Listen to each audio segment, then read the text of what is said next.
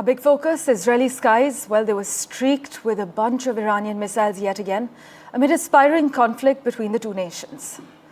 Iran missiles were incoming and sirens were heard in Jerusalem, the Israel army said, even as several videos showed missiles over the skies of Tel Aviv and Jerusalem, and several of them being intercepted by Israel's air defense system, as is clear through some visuals. Israel launched retaliatory airstrikes on Iran, activating air defense systems in the southwest region, local media has been reporting.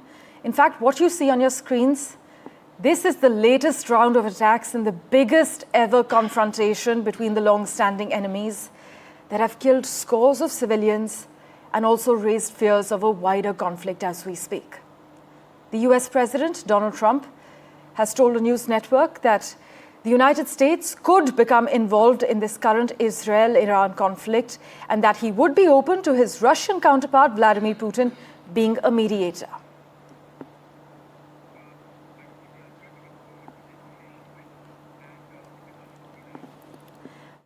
Mohammad Ghazali has been tracking all the finer developments for us. He joins us live at the moment with the latest updates. Ghazali, take us through the latest. And is this just tit for tat, or are we already in the middle of a full-blown regional war? First, the latest update is that Iran has just launched a barrage of ballistic missiles towards Israel, towards the city of Haifa, Tel Aviv, Bani Brak, one of the neighborhood in Tel Aviv city, as well as towards Jerusalem. Though the Israeli aerial defense system is intercepting missiles, incoming missiles from Iran, but there are reports of multiple hits in different cities. Now, coming to your second question, that are we into a full-blown war, or will it escalate further?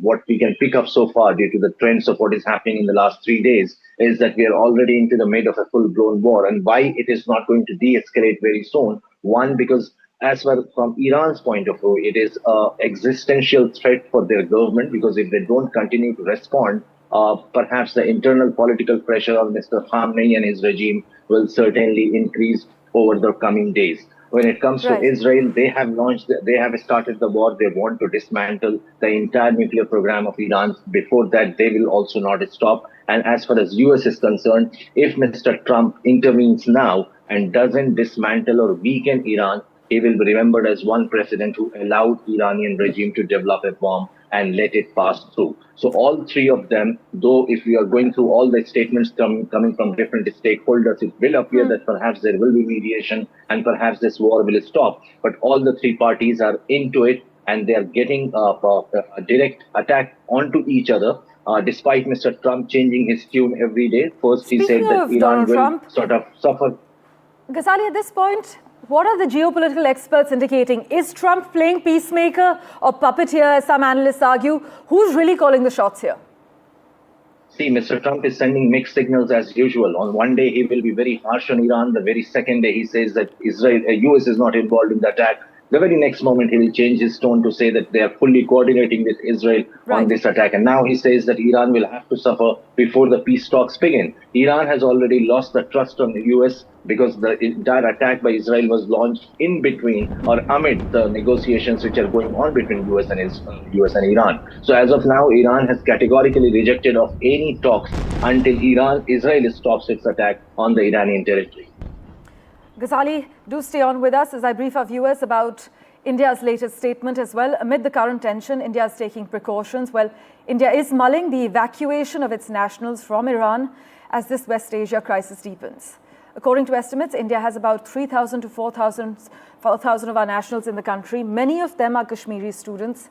Ghazali has been tracking the latest as far as this is concerned too. Ghazali, we're given to understand that India is considering evacuations from Iran. Take us through the latest response. So the Indian government or the Indian embassy in Tehran has spoken to and is communicating with the Iranian government there to allow a safe passage to our students who are stuck there towards the Armenian border. Our own External Affairs Minister, Mr. Jaishankar, has already spoken to his counterpart in Armenia. They both also met in France in one of the think tank summits over there. So the communication is going on. They are only they are looking for coordination from the Iranian authorities, because not just the capital city of Tehran, but other areas of Iran are under intense attack from Israeli airstrikes, and they're not distinguishing between civilian or military infrastructure. So in that case, our own students, largely from the state of Jammu and Kashmir, are stuck in different places. Mostly students from Kashmir or from India go to Iran for medical studies. They are enrolled in different medical universities for its medical courses in different universities in Iran. So they are stuck in different places, but Indian embassy, in coordination with local authorities, is relocating them within the country to safer locations until they get an easy exit towards the Armenian border. They are also the Indian authorities are also in touch with the local community leaders for the welfare and safety of Indian students. As always, Ghazali, thanks so much for joining us with a quick update on this matter as well. As my colleague Mohammad Ghazali is reporting, India has about 3,000 to 4,000 of its nationals in the country, many of them Kashmiri students. In fact, the Chief Minister of Jammu and Kashmir had spoken to India's External Affairs Minister Dr. Jaishankar to discuss the safety of Kashmiri students as well in the war-torn country. We have some reactions from students reacting to the current situation there. Listen in.